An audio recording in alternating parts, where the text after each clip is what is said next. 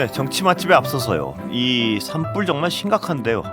의성 산불이 청송 영양에 이어서 영덕까지 확산돼서요. 주민 대피하고 계시답니다.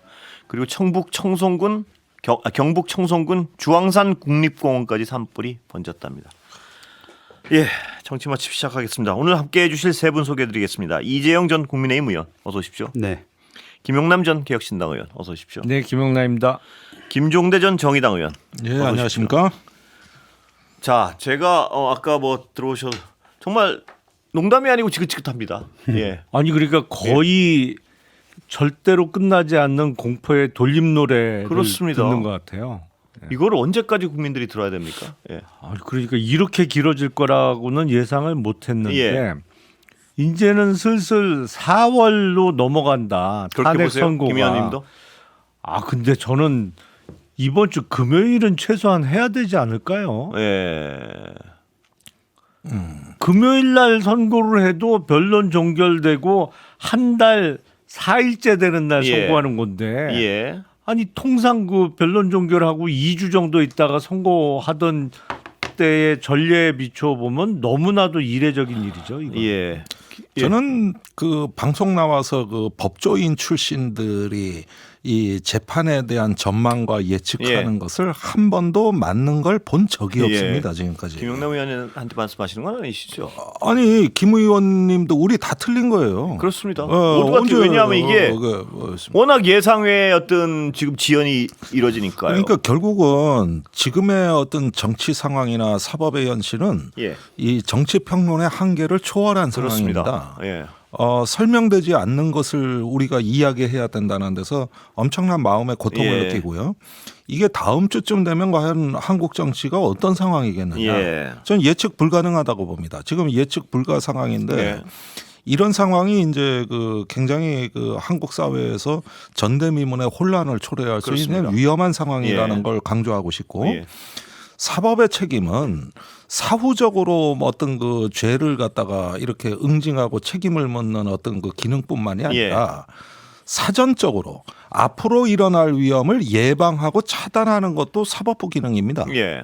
이 선고문을 통해 가지고 재범의 우려라든가 또 동일한 범죄가 있는 것을 책임 있게 막아내는 어떤 사법의 예. 사전적 기능이라는 것도 있는 거거든요. 예. 그런데 지금 이런 어떤 그 국가에 대한 어떤 사법의 책임을 논하기도 전에 사후적인 책임도 지금 못 묻고 있는 이런 상황이라는 것은 국민들에게 한없는 무력감을 강요하는 것이다. 그런 점에서 이것이 더 깊어지면 예. 과연 내주 또는 4월 초쯤 한국 상황이 어디로 간다는 얘기냐. 그렇습니다. 이런 점에서 우리가 어떤 예측하고 분석하고 평론하는 어떤 이성의 영역을 이미 넘어서고 있는 거 아니냐. 예. 이 점을 저는 불안하게 지켜보는 거예요. 그렇습니다. 예. 이재영 의원님. 예. 그 말씀드리기 예. 전에 한 가지만 좀 예. 말씀드리고 싶은데 제 지역구가 강동구인데 예, 예. 거기 명일동에 예. 싱크홀이 그렇습니다. 생겼거든요. 그래서 예. 어제 제가 현장에도 가봤는데 그 한 분이 실종 중이었어요. 예, 근데 돌아가셨죠. 안타깝게도 예. 지금 숨진 채 발견이 돼서 매우 안타깝고 또 그분 가족은 또 제 지역구에 살고 계시는데 예. 어쨌든 간에 가족분들께 애도의 마음을 먼저 전하는 메시지를 전달하고 이게, 시작하겠습니다. 예, 국가가 지금 아까도 뭐 그 말씀하시니까 제가 산불은 저렇게 그냥 저렇게 번져가고요. 막 싱크홀 그러니까 이게 너무나 혼란스러운 거예요. 이 나라 전체가. 네. 근데 이게 과연 지금 이 시스템 마비랑 상관이 없는 건지 정말 시스템 혹은 이렇게밖에 속수무책으로 지금 막 손을 못 댈 정도로 산불이 번져가는 게 맞는 건지 뭐 하여튼 모든 불안감이 동시에 엄습을 하고 있습니다. 그러니까 예. 최대한 빨리 진화를 해야 되겠습니다만 이제 진화가 된 다음에 살펴보면 그 전에 왜 고성 산불이 아주 크게 났었잖아요. 그렇습니다. 예. 그때하고 지금하고 규모가 어떨지 모르겠어요. 이게 예, 규모가 오히려 고성 산불 때보다 더 클 가능성이 높아 보이는데요. 예. 예. 저희가 예. 지금 계속해서 이게 맞냐 이렇게 예. 오래 질질 끄는 게 맞느냐 말씀을 하셨는데 아니죠. 예. 아닌데 현실적으로 느껴지는 거는 예. 안 끝날 것 같아요, 곧. 그러니까 뭐 우리가 이번 주도 얘기했고 다 저는 근데 언제 이번 끝날 것 같으십니까? 저는 그냥 그 4월 18일 저는 다 디데이라고 볼 수밖에 없는 상황인 것 같아요. 예. 네. 왜냐하면 어제 이제 그 판결 결정문을 예. 보면서 약간 그 우리가 생각했던 것보다 훨씬 더 예. 헌재 내부의 이견이 좀 심하게 예. 갈리는구나 예. 이런 생각이 들었는데 한 채 양보도 없는 분들이 좀 있는 것 같고 소수인 예. 것 같지만 그것이 해소되지 않으면은 선고 날짜가 안 나올 수도 있겠구나 예. 당분간 그런 생각이 좀 들더라고요. 그래서 제가 좀 틀렸으면 좋겠는데 예. 하여튼 어제에 특히 뭐 몇몇에 저는 2명이 생각나는데 예. 뭐 정계선 재판관을 예. 포함해서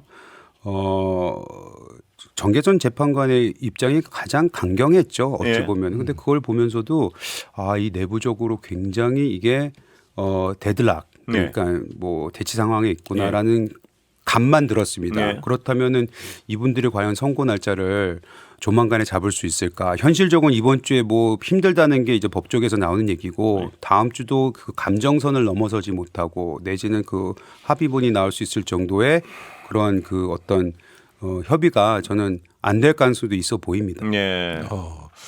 근데 일단은 지금 어제 그 한덕수 권한대행에 대한 탄핵안하고 윤석열 탄핵안에 대해서는 차원이 다르다는 게 아직은 다수 의견입니다. 예. 예, 사실 불안한 마음은 제가 이해도 하고 예. 있다는 거예요.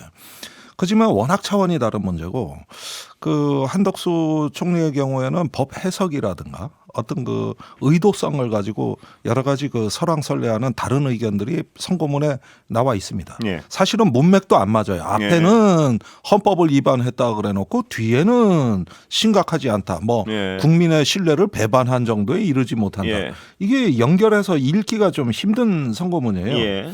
근데 이런 것들은 이제 의도성을 따지는 거거든요. 근데 윤석열 탄핵 심판의 경우에는 행동이 워낙 명확하고 예. 또 거기에다가 많은 사실관계가 증거가 지금 축적돼 있는 상황입니다. 그리고 무엇보다도 단순히 어떤 그 헌법의 어떤 책무를 뭐 이렇게 이행하지 않은 정도가 아니라 이거는 정면으로 위반을 한 구체적인 행동으로 표출이 된 사안이기 때문에 많이 어떤 그 차원을 달리할 수밖에 없는 거기 때문에 영향을 받지 말아야 된다. 이런 게 아직은 절대 다수의 의견입니다. 예. 그러면 왜 늦어지는가에 대해서 어떻게 설명을 해야 되느냐. 바로 그 부분입니다. 그러니까 이재용 의원도 말씀하셨지만 지금 늦어지는 이유에 대한 도대체 합리적인 설명이 불가능하다 보니까 한두 명이 비성적인 어떤 주장을 계속하고 있는 게 아니냐. 그래서 이견이 좁혀지지 않는 것이 아니냐. 그런데 국민 입장에서는요. 지금 김종대 의원님 말씀하셨지만 분명히 눈으로 봤고 그래서 위험해서 너무나 위험해서 파면시키라고 단순 요구를 하고 있는 건데 그게 이렇게 오래갈 무슨 이유가 있느냐 이걸 이해할 수가 없는 상황이란 말이에요. 그러니까 저도 이제 이렇게 늦어지는 거는 잘 납득은 안 됩니다. 그런데 한덕수 총리에 대한 탄핵이 기각될 거는 저는 개인적으로는 뭐 기각을 예상을 했어요. 다만 그런 분이 많았죠. 8명의 재판관들의 이제 각각의 의견을 보면 저는 각하를 주장한 2명의 재판관들요 충분히 일리가 있다고 생각을 해요. 그러니까 우리가 대통령 권한대행에 대한 탄핵 소추는 우리 헌정사에서 이번이 처음이었거든요. 그러니까 이게 대통령처럼 3분의 2 이상의 찬성이 필요한 거냐, 과반수가 필요한 거냐, 이건 충분히 논란의 여지가 있었고 그런 의미에서 조한창 재판관을 비롯한 정영식 재판관의 의견도 상당히 일리가 법리적으로는 일리가 있는 주장이고 뭐 이 헌법과 법률의 위배를 인정하지만 탄핵에 이를 정도로 중대하지는 않다고 본 뭐 4명의 재판관들도 뭐 충분히 가능한 얘기입니다. 뭐 그게 주류가 될 거라고 생각했어요. 사실은 그 의견이. 그리고 이제 파면을 주장한 정계선 재판관의 의견도 대단히 엄격하다. 그러니까 헌법과 법률에 있어서 어떤 처벌 규정은 없지만 뭐뭐 하여야 한다 내지는 뭐뭐 한다라고 규정됐을 때 그거는 법적 의무고 그거를 이행하지 않았을 때는 파면시킬 수 있는 거다라는 아주 강경한 원칙적인 입장도 충분히 나올 수 있는데 하나 이해할 수 없는 의견이 있었어요. 예. 왜냐하면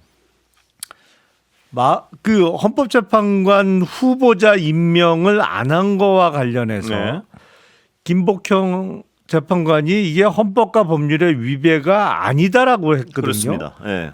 아니 근데 불과 26일 전에 그래서요. 마은혁 후보자의 임명을 거부한 것과 관련해서 권한적인 심판을 결정하면서 그게 헌법재판소 구성에 관한 국회의 헌법상의 권한을 침해한 거다라고 8대0 전원일치로 예. 결정을 냈잖아요. 그러니까 그 얘기는 그 사건에서는 김복형 재판관도 이게 헌법상의 국회의 그 구성권 침해라고 동의를 했단 얘기예요. 예. 다른 국가기관의 헌법상 권한을 침해한 거면 그게 헌법 위반이죠. 예. 그러니까 적어도 헌법이나 법률 위반은 되는데 이게 파면을 시킬 정도로 중대하지 않다고 보는 건 논리적으로 아무런 흠결이 없는데 아니 26일 전에는 이렇게 했다가 이번에는 헌법과 법률에 전혀 위반되지 않는다고 판단하는 건 본인 스스로의 논리의 일관성이 없는 거잖아요. 네. 그래서 어떻게 저럴 수가 있지? 그래서요. 그분은 방금 요 시간 전에 헌법학자 모셔가지고 물어봐도 똑같은 얘기들이에요. 그건 아무런 설명이 안 되는 얘기란 말이에요. 자기 이율 배반이고. 근데 저는 개인적으로 진짜 법조인을 떠나서 상식적으로 말이 안 되는데 예. 이런 생각밖에 안 근데 들어요. 그러다 보니까 네. 그건 어떤 본인의 논리 자체를 본인이 뒤집는 상황이다 보니까 그래서 그분 얘기가 자꾸 나오는 것 같아요. 이 소문에 뭐냐면 이분이 어떤 극단적으로 비상식적인 주장을 하고 있는 거 아니냐 이런 어떤 추측에 대해서 어떻게 보세요? 그것 때문에 미뤄지고 있다고 보시는 건가요? 김영남 의원님도? 그거야 제가 뭐 직접 보고 들은 게 아니라서 예. 모르겠는데 저는 개인적으로는 3월 17일까지는 대통령 탄핵 선고가 이루어져야 된다라고 예. 생각하고 예. 3월 17일을 넘어가면 이게 헌재 내부적으로 뭔가 이게 사달이 난 거다 지금. 예. 그런 말씀을 방송에서 수차례 드린 적이 있는데 그러니까 강력한 이견이 존재한다는 거 외에 다른 원인을 짐작이 안 찾기가 난다는 어렵죠. 예, 말씀이시죠? 짐작하기 어렵죠. 이게 지난번에 저희가 지금 세 번째 대통령 탄핵이잖아요. 근데 그 전에는 소위 말해서 그 예고편들이 하나도 없었잖아요. 네. 지금은 뭐 많지 않습니까? 근데 그때 이제 나왔던 논리들이 대통령 뭐 탄핵을 기각하던 인용을 하던 예. 전원 일체하는 의견이 나와야 된다는 게 이렇게 정치적으로나 사회 안정성이나 네. 뭐 이런 것들에 대해서 필요하니까 헌재가 그런 결정을 낼 거다 서로 설득해서 좀 그런 것으로 비춰졌어요. 근데 요번에는 뭐 한덕수 총리에 대한 탄핵과 대통령의 탄핵은 이건 차원도 틀리고 별개 이슈니까 이건 따로따로 봐야 네. 된다는 말씀에 어느 정도 동의는 가긴 하지만 한덕수 총리도 대통령 권한 대행이었기 때문에 어느 정도 이 부분에서 합의를 볼 수 있을 만큼의 저는 얘기가 오갔으리라고 상상을 했습니다. 예. 그래서 마음에 안 들어도 기각을 할 거면은 기각을 전원이 다 하든지 안 하든지 해야 되는데 한덕수 대통령 대행에 대한 이견이 이렇게 드러났지 않습니까? 예. 어제 결정문을 통해서. 그렇기 때문에 그러면은 누구 때문인지는 모르겠으나 아직까지는 대통령 탄핵에 대해서도 이견이 분명히 있구나. 예. 거기 주범이라든지 아니면 주도적으로 이거를 방해한다든지 뭐 어디서 그 걸림돌이 있는지는 모르겠으나 아까 우리 김영남 의원께서 말씀하셨던 대로 이견이 있는 것만큼은 확실하다. 그럼 그거를 과연 뛰어넘을 수 있을 게 뭐가 있을까라는 부분에 있어서는 지금까지도 안 됐는데 앞으로 무엇이 그걸 가능케 할까에 대해서는 진짜 이건 얘기를 드릴 수가 없는 상황인 것 같아요. 그런데 이게 참 심각합니다. 처음에 우리가 이 헌재 재판을 봤을 때는 주로 내용의 문제였어요. 네. 뭐 계엄이냐 계몽이냐 예. 의원이냐 요원이냐 예. 국회 봉쇄냐 질서 유지냐. 예. 근데 이런 부분으로 굉장히 난항을 겪을 줄 알았는데 의외로 순조롭게 정리가 됐습니다. 어떤 그 압도적으로 많은 사실과 증언들이 나왔다는 거거든요. 그래서 그러면은 이제 더 이상 뭐 지체될 이유가 없겠다 그랬는데 난데없이 절차 문제가 나왔습니다. 네. 뭐 국회 제2 그 일사부재의 원칙을 어겼느냐 아니냐, 검찰의 뭐 진술 조서를 증거로 채택할 수 있냐 없냐, 이런 문제는 사실 헌재 재판 초기에 나왔어야 되는데 이게 난데없이 뒤에 나옵니다. 네. 그래가지고 절차 논쟁을 또 한 1, 2줄 했어요. 이때 이제 국민의힘 전략이 기각에서 각하로 예. 전략이 수정되죠. 예. 바뀝니다. 난 거기에도 어떤 의미가 있었다고 봐요. 예. 그런데 지금은요. 시간의 문제로 또 프레임이 바뀌었습니다. 예. 그러니까 이런 상태에서 설령 이제 인용이 된다 하더라도 4월로 넘어간다. 예. 이렇게 되면은 그동안에 국정 안정을 바라던 어떤 민주주의 회복에 대한 어떤 희망이 상당히 분노로 바뀌는 시점이고 엄청난 사회적 비용을 또 필요하게 되는데 오늘 한덕수 권한대행 복귀해서 담화문 내용 보십시오. 예. 앞으로 헌재에서 범법 행위는 현행범 체포한다 그러면서 엄청나게 센 담화문을 내놨단 말이에요. 그러면 한덕수 총리 자체도 상황이 심각하다고 본 거 아닙니까? 예. 본인이 이제 국정의 지금 최고 책임자가 됐는데 뭐 구체적으로 얘기했어요. 뭐 폭행, 예. 방화, 파괴 이런 사례들 이런 단어를 쭉 열거하다가 모든 현행범은 다 체포를 원칙으로 한다고 해가지고 치안관계 장관회의를 또 개최합니다. 예. 그러면 본인이 제일 심각하다고 이걸 사실을 알고 있다는 얘기예요. 그런데 이렇게 되는 상황이 연기하면 연기할수록 더 커지고 있습니다. 예. 그러니까 지금은 심판 기각 이 부분보다도 일단은 왜 이렇게 늦어지냐 이리로 사람들 분노가 다 모아지고 프레임이 계속 바뀌는 거예요. 이건 마치 축구 경기장에 골대가 계속 움직이는 거하고 마찬가지예요. 선수는 바뀔 수 있고 감독도 바뀔 수 있습니다. 그러나 골대는 움직이지 말아야죠. 세상에 우리 한국의 많은 시민들이 바라고 있는 어떤 민주주의 회복에 열망이 있고 국가에 결의가 있다. 이렇게 되면 거기에 부응해주는 공급자를 헌재가 해줘야 되는데 언제는 내용 문제, 언제는 절차 문제, 언제는 이제 시간 문제. 이렇게 된다 그러면은 뭐가 진짜 문제냐는 거예요. 이렇게 옮겨가요. 아니 그러니까 방금 말씀하신 대로 이거는 한덕수 권한대행이 오늘 했던 얘기는 저는 해야 될 얘기를 했다고 생각을 해요. 왜냐하면 한덕수 총리만 그렇게 불안감을 느끼는 게 아니고 우리 국민 모두가 지금 늦춰지면 늦춰질수록 불안감과 분노가 지금 계속 고조되고 있는 거잖아요. 누구나 다 느끼는 거예요. 근데 거기에 핵심적인 내용이 이게 절차가 문제냐 아니면은 뭐 내용이 문제냐에 대한 법리적인 그 다툼은 정치권에서 이미 벌써 한 달 넘게 지금 진행되고 있지 않습니까? 근데 중요한 거는 그 사이에서 헌재가 빨리 결정을 내려줘야 되는데 그게 왜 지연되고 있는지에 대해서 논의라는 거잖아요. 근데 그거에 대해서는 그 누구도 설명을 못 하잖아요. 그 누구도 설명을 못 하니까 너무나도 안타깝고 이 방송 시간에 죄송스럽지만 이거는 누군가가 이견이 굉장히 심하게 부딪히는 거라고밖에 추상적으로 얘기 못 드리는 게 좀 아쉬운 거죠. 아니 그런데 민주사회에서 모든 재판에서 어떤 판사가 선고기일을 정하면 그 선고기일을 정했는데 사정이 생겼다. 그러면 양쪽 검사 변호사한테 알려줘서 그때 판결을 내리려고 했는데 이런 사유로 변론 제기를 해야 되겠다. 사유를 다 밝혀요. 그다음에 언제로 연기하고 언제까지는 하겠다고 또 안내를 해요. 그런데 이 헌재 같은 경우는 그런 절차가 전혀 없어요. 아니 뭐 교황 선출합니까? 문거로 잠그고. 그러니까 이런 부분에 있어가지고 매우 실망스러운 이 상황이 우리 국민들이 다 감당해야 될 정치적 비용입니다. 그러다가 이제 뭐 가포 비상령을 선포하네, 총리가 뭐 치안관계 장관회의를 개최하네, 이런 걸 왜 해야 됩니까 도대체가? 저는 이해를 못 하겠어요.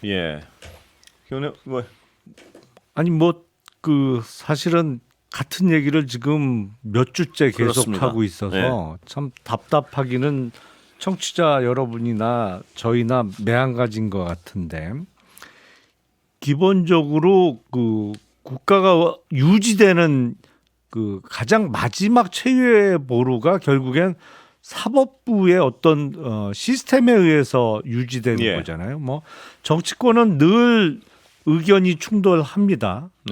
그리고 뭐 행정부는 결정하면 집행을 하는 기구인데 뭐 그것도 최종적으로 판단은 필요하다면 사법부의 판단을 받아서 뭐 할 수 있겠죠. 권한쟁의 심판도 그런 도구 중에 하나이고.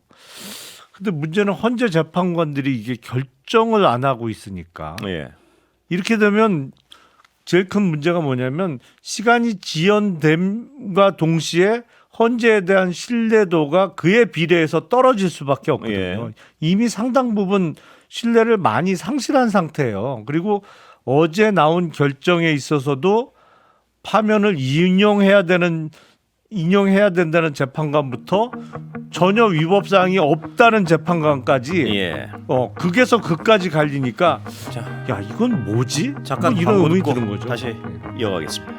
자, 지금 어떤 상식적인 시각에서 보면 세 분 의원님들이 다 말씀하셨지만 이걸 끌 이유가 도대체 뭐지? 너무나 자명한 사안 아닙니까? 파면이란 상황은 굉장히 상식적인 판단이라고 보는데 이렇게 미뤄지다 보니까 어떤 얘기까지 나오냐 하면요.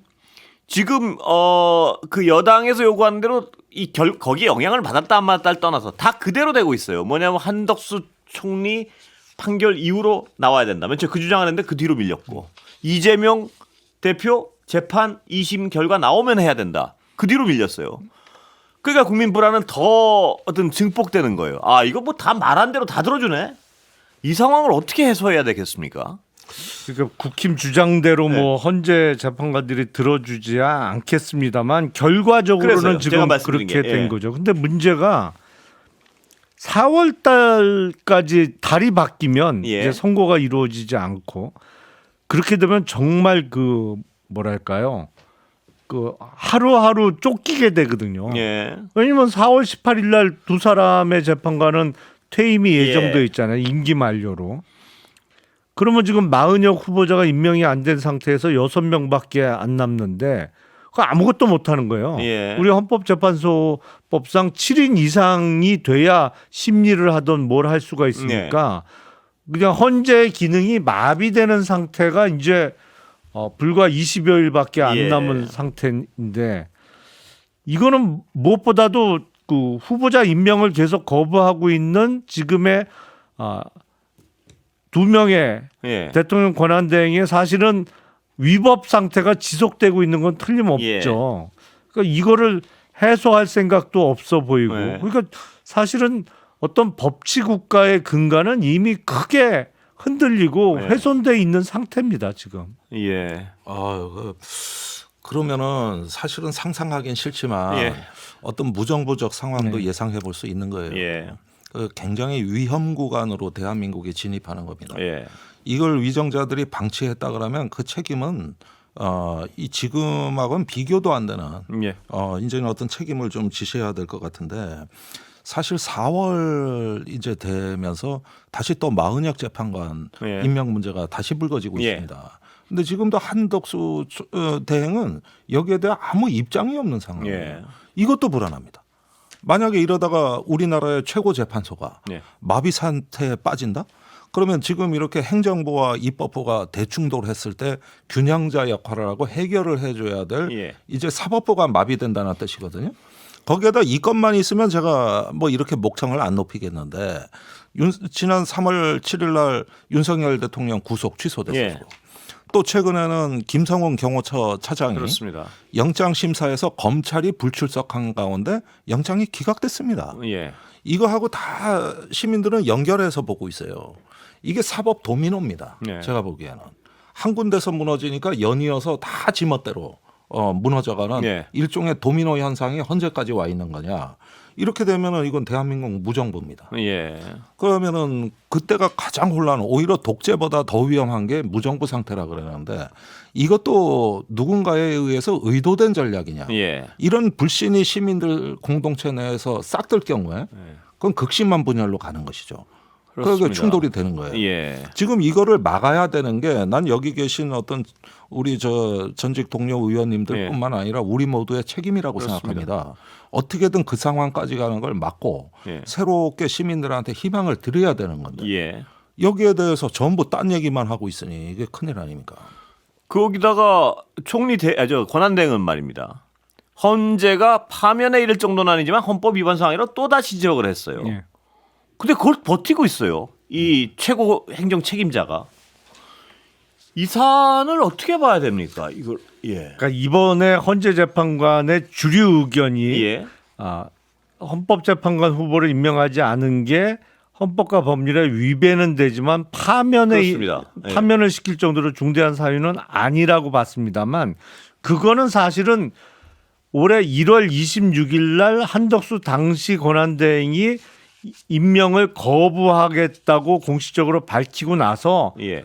바로 그 다음 날 탄핵 소추가 됐잖아요. 그러니까 시간적으로 하루 정도가 있었던 거예요. 예. 그러니까 임명을 거부한 기간이. 예. 하지만 그 이후에 헌재의 권한쟁의 심판 결정을 통해서 이게 헌법에 위반된다는 공식적인 확인도 있었고 예.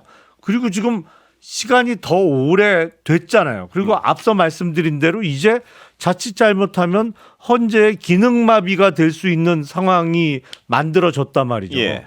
그러니까 상황이 완전히 지난 1월 26일 날 임명 거부를 할 때하고 지금 상황으로 완전히 다른 상황이에요. 예. 그러니까 상황이 달라진 가운데 계속 임명을 거부하면 헌법과 법률의 위배성에 있어서 차이가 날 수밖에 예. 없거든요. 이제는 헌재 기능을 완전히 마비시킬 수 있는 임명 거부권이 되기 때문에 예. 그렇기 때문에 이거는 어제 결정 난 거와는 또 다른 사유로 볼 수 있거든요. 예. 그리고 헌법 위반의 어떤 정도가 가중되고 있다 이 그렇죠. 말씀이시죠? 훨씬 예. 심각한 위배라고 볼 예. 수 있는 것이죠. 그러니까 한덕수 권한대행이 파면 사유는 안 된다고 이미 판단을 받았으니까 나는 계속 임명 안 할래 하면 또 다른 판단이 충분히 나올 수 있는 근데 겁니다. 지금 그러고 이거는. 있는 거죠? 예, 예.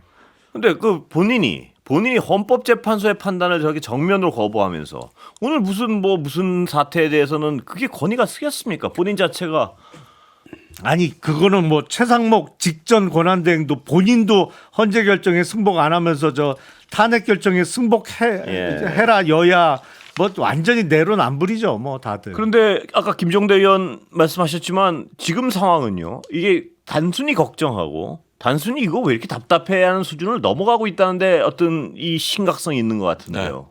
심각합니다. 예. 어떻게 해야 됩니까? 네. 일단은 이렇게 어떤 무책임한 가운데서 벌어질 일은 전 1933년에 독일의 바이마르 공화국 예. 사례를 좀 보라고 말씀드리고 싶습니다. 그때 이제 위정자들이 무능했는데 그 중에서도 제일 무능한 게 힌덴부르크 대통령이에요. 예. 정말 결정장애자였어요. 그런데 독일이 유럽에서 가장 민주적 사회였는데 공산당하고 나치당이 대립을 하는데 대통령이 아무 역할을 못해요. 예. 그러고 나서 한 20년 가까이 된 바이마르 공화국이 무너지고 바로 극단주의 세력이 예. 권력을 강탈해 버립니다. 지금 우리도 어떻게 보면은 이 공화국의 기본적인 어떤 법적 토대와 하나의 어떤 가치와 정신을 지킨다는 이런 차원에서 접근해야 예. 되는 것이죠. 그때 그 혼란은 얼마든지 관리 가능하고 막을 수 있었어요. 예. 그러나 누구의 먹잇감이 되냐면 극단주의 세력입니다. 지금 우리가 이 극우의 광장에서 보는 여러 가지 주장들 듣고 있고 예. 이제 어떤 헌법이 무력화되는 사태를 지금 뭐 어쩌면은 이제 현실적인 가능성으로 체감하게 된다. 예. 이렇게 되면은 그리고 정치가 아무 문제 해결의 능력이 없다. 네. 이렇게 되면은 우리도 같은 어떤 시나리오로 가지 않도록 이제는 어떤 시민이 직접 나서야 되는 사태가 예. 올 수도 있는 겁니다. 예. 그런 사태까지 가지 않기를 바랍니다. 예. 사실은 그 방금 말씀 주신 바이마르 공화국 헌법이 그때 당시로는 세계 최고의 헌법이라고 예. 불리던 거예요. 그러니까 각 개인의 자유권 등 기본권 보장에 가장 충실한 헌법이다 이런 평가를 받았는데 가장 극단적인 나치의 출현을 막지 못했단 말이죠. 네.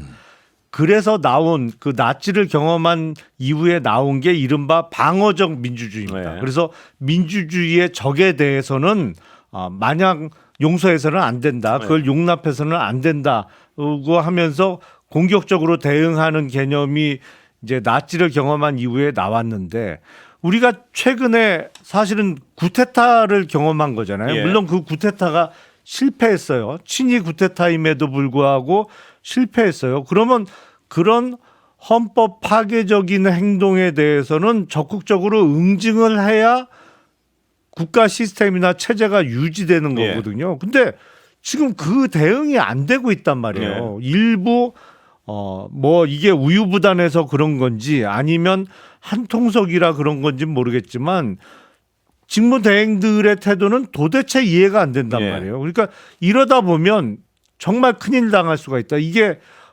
체제가 붕괴될 수 네. 있는 위험을 지금 우리가 카운트다운으로 세고 있는 거예요. 빨리 해결해야 돼요. 이거. 예.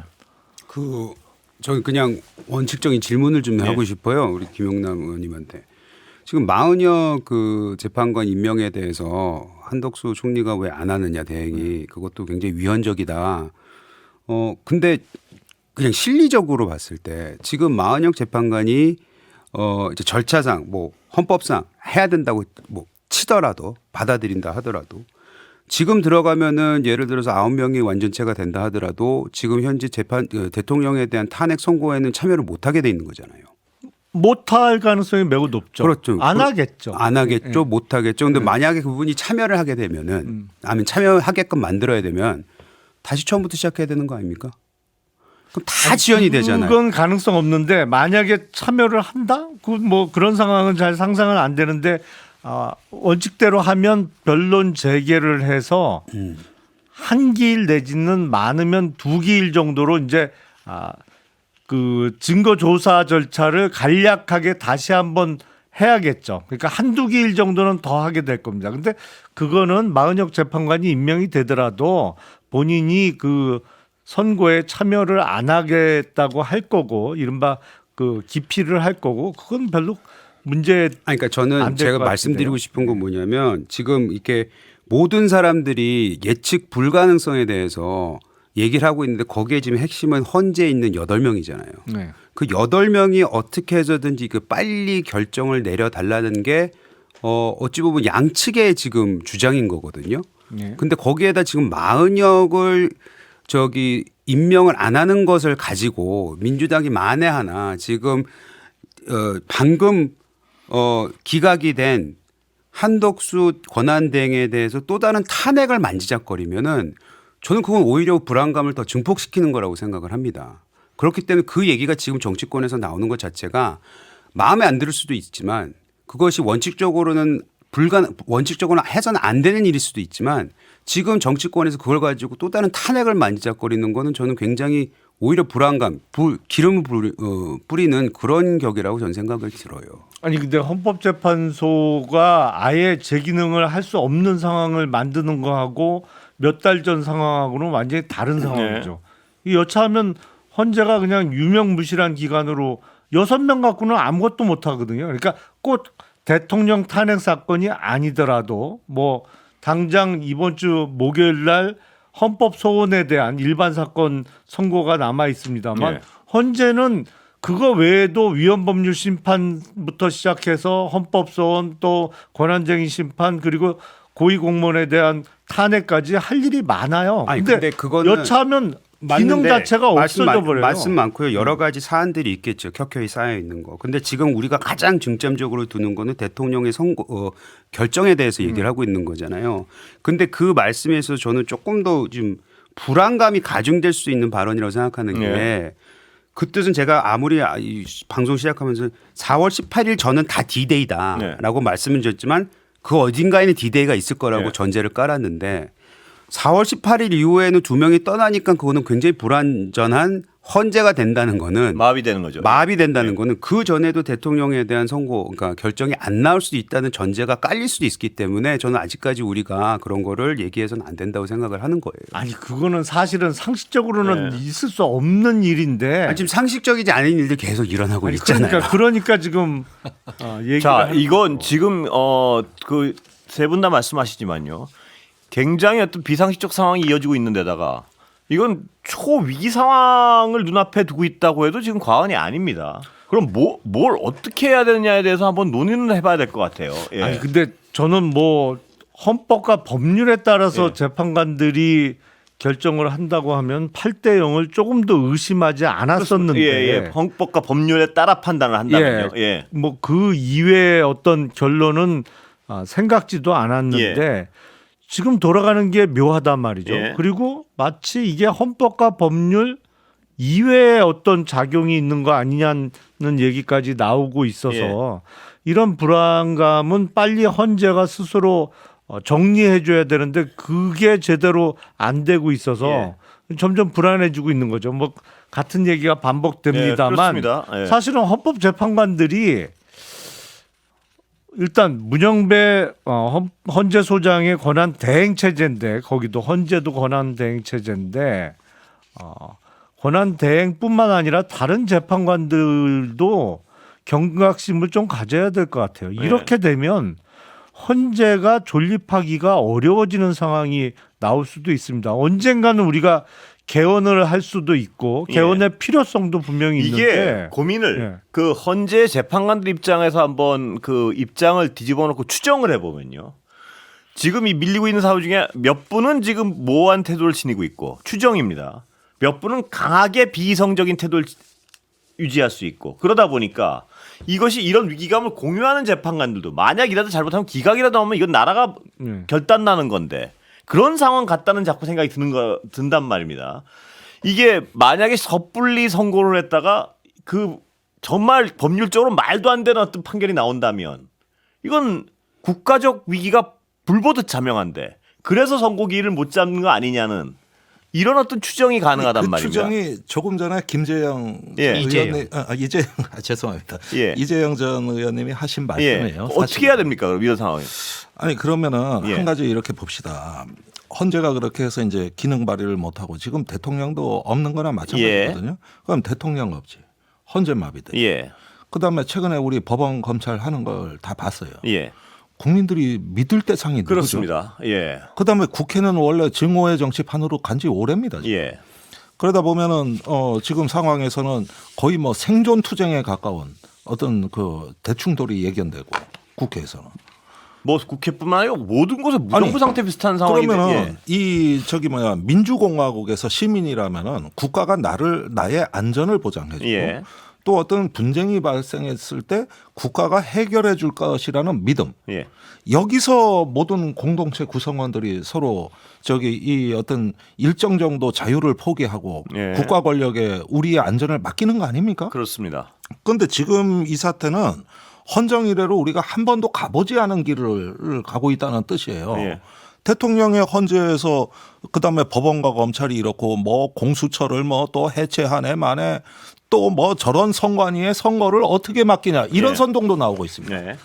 그러면은 선관위에 뭐 위생불량한데 어떻게 음식을 맡기냐 네. 주방이 이런 얘기를 여당에서 하고 있고 그러면은 누굴 믿습니까? 네.